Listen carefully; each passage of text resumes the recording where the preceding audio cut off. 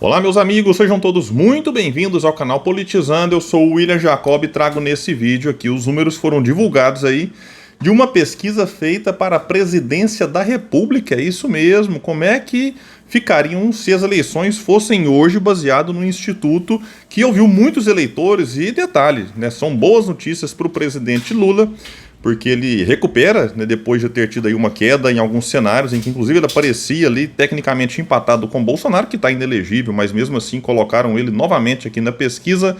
Boa notícia também para o Ciro Gomes, porque mesmo num cenário com mais nomes, o Ciro consegue resistir. Em alguns ele chega a ficar em segundo lugar, indo para um segundo turno, caso o cenário seja aquele. Lembrando, se essas eleições fossem hoje, daqui até lá muita coisa vai mudar. E no caso do Ciro, ele fala que nem candidato vai ser. Então é sempre bom a gente destacar isso também. E uma pesquisa nada agradável para o bolsonarismo, já que os candidatos bolsonaristas eles caíram aqui. Eu vou trazer todos os detalhes para vocês, mas antes, quero pedir a sua ajuda. Chegou no canal, viu que não está inscrito? Se puder, se inscreva, ativa o sininho das notificações. Se gostar do vídeo, mas só se gostar, manda o joinha para cima. Vai que não gosta, faz parte, manda o joinha para baixo, comenta, compartilha, espalha. Vamos trazer mais pessoas para cá, porque aqui nós lutamos por um Brasil melhor. Pessoal, então vou trazer para vocês aqui os dados divulgados pela Paraná Pesquisas, que revelou aqui que, enfim, o pessoal está ainda oscilando um pouco em relação à preferência para as eleições de 2023. Ela tem uma margem de erro de 2,2 pontos para mais ou para menos. Ela ouviu, enfim, eleitores aqui nos 26 estados e também no Distrito Federal. Vou trazer cenários de segundo turno. Vamos começar aqui com a pesquisa espontânea, que é quando o Instituto não fala o nome de ninguém e o entrevistado responde quem ele quiser. Nesse caso, a gente vai observar que, por exemplo, 50,1% não sabe. Então, mais da metade, um pouquinho, simplesmente não responde ninguém. Falou, não sabe, não quer opinar e tal. 7,4% ninguém, branco e nulo, que dá quase 60% aqui nessa casa de que não sabe, não quer opinar, não votaria em ninguém. Agora, dentre aqui os citados, aí o Lula lidera com 20,9% e o inelegível Bolsonaro vem em segundo com 17,9%. E aí, bem atrás dos dois, nós temos Tarcísio de Freitas com 1,1%, Ciro Gomes com 0,7%, Michele Bolsonaro com 0,3%, Leite 0,2%, o Zema com 0,2%, Ratinho Júnior e Caiado com 0,1%, outros nomes citados 0,9%. Mas quando o Instituto já fala, opa, vamos aqui com alguns nomes, e apresenta ali uma lista, aí a coisa muda.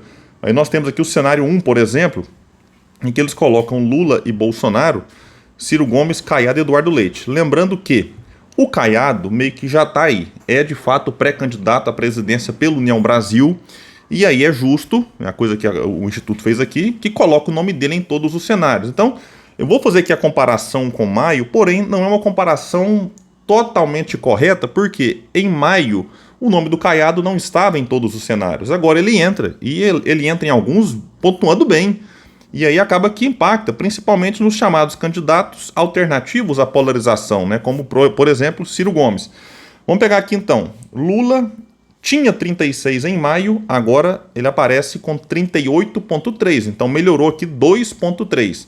O Bolsonaro tinha 38,8, caiu para 36,9. Então vejam que o Bolsonaro em maio estava na frente do Lula, segundo esse instituto. Agora está atrás, dentro da margem de erro. Então eles continuam empatados tecnicamente, mas o Lula agora passa à frente. Por que o Bolsonaro caiu? Será que é porque o Caiado entrou e uma parcela do eleitorado do Bolsonaro olha para o Caiado e fala, opa, vou com ele aqui já que o Bolsonaro está inelegível? Pode ser, mas o Ciro Gomes oscilou um pouco para baixo, tinha 8,4 nesse cenário, agora 7,9. Então oscilou 0,5. E o Caiado, que não aparecia antes, ele marca 3 pontos. E acaba que eleitores aqui que buscam essa alternativa da polarização podem ter também ido um pouquinho do Ciro para o Caiado. O Leite aparece com 1,9, ele tinha 3,4. Então caiu 1,5. Já tinha pouco, caiu quase a metade aqui. E o governador do Pará, o Helder Barbalho, aparece com 0,5, ele tinha 1. Agora, tem um cenário aqui, tirando o Jair Bolsonaro e colocando a Michele Bolsonaro. E o Caiado, que não estava antes, aparece. Então, de novo, vai ter aqui um cenário que não dá para comparar exatamente com o anterior. Lula tinha 36,6, também cresceu aqui, foi para 38,7. e a Michelle estava com 33, caiu para 30,3. Eles estavam empatados tecnicamente, agora não mais. O Lula abriu uma distância aqui fora da margem de erro. O Ciro Gomes tinha 10,1 nesse cenário, ele agora está com 9,1. E o Caiado, que não aparecia antes, agora marca 4,5 e o Leite caiu de 3,8 para 2,3. O Helder Barbalho caiu de 1,4 para 0,6. Esse aqui é um cenário que pode acontecer. A gente não sabe a questão da Michelle, se vai ser ou se não vai ser, enfim. No cenário 3, nós temos aqui o Lula, Tarcísio, Ciro, Caiado. Agora aqui é um dos cenários em que o Ciro aparece muito bem. Lembrando que o Ciro Gomes diz que não pretende ser candidato à presidência. De fato, não tem se articulado, como se articulou depois de 2018, em que ele já acaba a eleição e já começa a se movimentar nacionalmente. O Ciro Gomes tem feito movimentações mais regionais, ali no Ceará, preocupado com alguns municípios, principalmente Fortaleza, onde o seu grupo administra a cidade e quer continuar administrando. O Tarcísio é governador de São Paulo. É colocado, sim, com a inelegibilidade do Bolsonaro, como um dos principais nomes aí para disputar a presidência em 2026. O Caiado, governador de Goiás, não pode o terceiro mandato, está no fim do seu segundo. Então, já é colocado como pré-candidato pela União Brasil. Então, é bom explicar essas questões.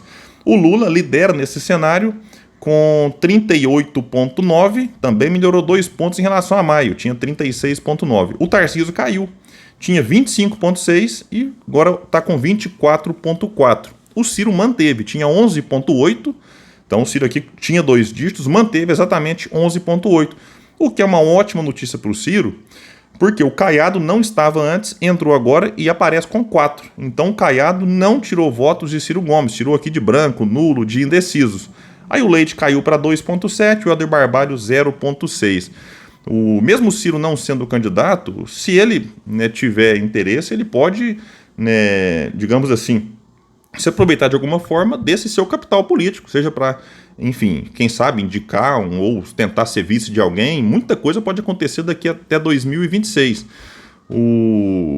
Agora, cenário 4, aí quem vai representar o bolsonarismo é o Ratinho Júnior. Esse cenário aqui também tem um Caiado agora, não tinha antes. Vamos ver aqui, Lula lidera com 39, então percebam que o Lula, independente do candidato bolsonarista, ele está ali praticamente no mesmo patamar. O Ratinho Júnior, aí ele tinha 36,3, então ele melhorou 2,7. O Ratinho Júnior tinha 17,6, caiu 3,4 pontos aqui, hein? Agora está com 14,2. O Ciro tinha 13,8, agora 12,4. Mesmo o Ciro caindo 1,4, como a queda do Ratinho Júnior foi maior, o Ciro agora está 1,8 atrás do Ratinho, o que indica que ambos estão tecnicamente empatados em segundo lugar. E vejam só, o Caiado não aparecia antes, nesse cenário já aparece de cara com 7,5.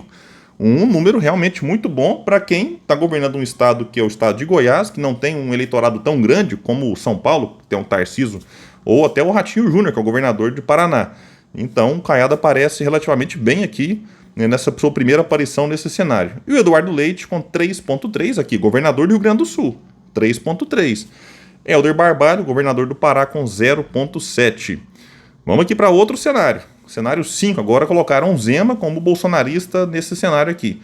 E o Lula lidera, com praticamente o mesmo tanto de antes, 38,8. Ele tinha 37,2. O Ciro Gomes vem em segundo nesse cenário. Com 13,3, ele tinha 14,8. O Zema tinha 14,9. Então o Zema liderava esse cenário em maio, agora ele estava em segundo nesse cenário em maio, agora quem está em segundo é o Ciro Gomes. O Zema caiu, foi para 13,1, ficando atrás do Ciro. E o Caiado, que não aparecia nele antes, agora aparece com 6,7. E o Leite com 3,5, Helder Barbalho com 0,8. Eles não fizeram aqui levantamento só com, vou até confirmar aqui, se fosse Lula, Ciro, Ronaldo Caiado, por exemplo, não fizeram esse cenário, porque certamente não consideram Caiado como um dos nomes do bolsonarismo. Eles testaram Michelle, Tarcísio, Zema e o Ratinho Júnior como os 4 nomes aqui do bolsonarismo. Segundo turno, vamos pegar aqui um cenário Lula contra Bolsonaro. Lembrando que o Bolsonaro está inelegível, mas mesmo assim o pessoal faz.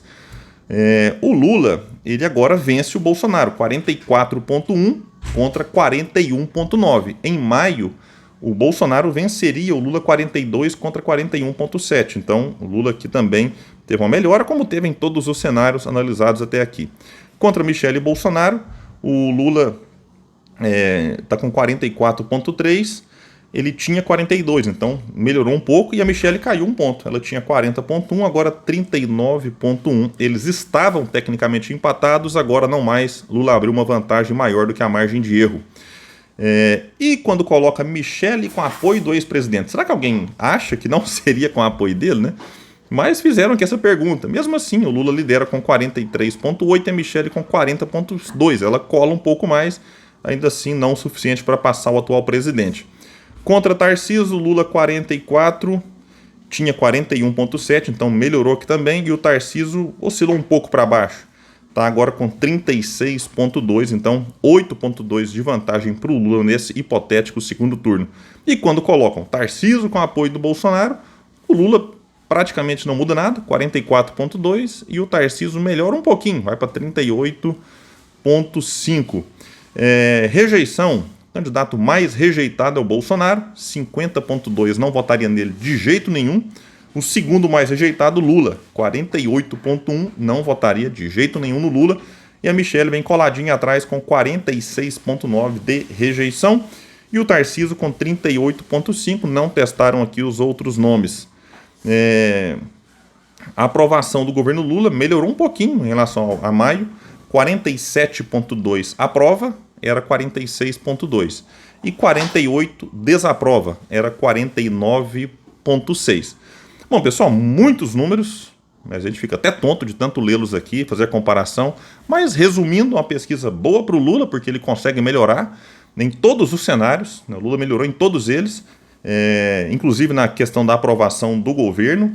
Uma pesquisa boa para o Ciro, porque mesmo com a entrada do Caiado, o Ciro consegue se manter ali com a queda muito pequena. Em alguns cenários, o cenário com o Tarcísio, que talvez seria o cenário hoje mais possível, o Ciro se mantém mesmo com o Caiado entrando.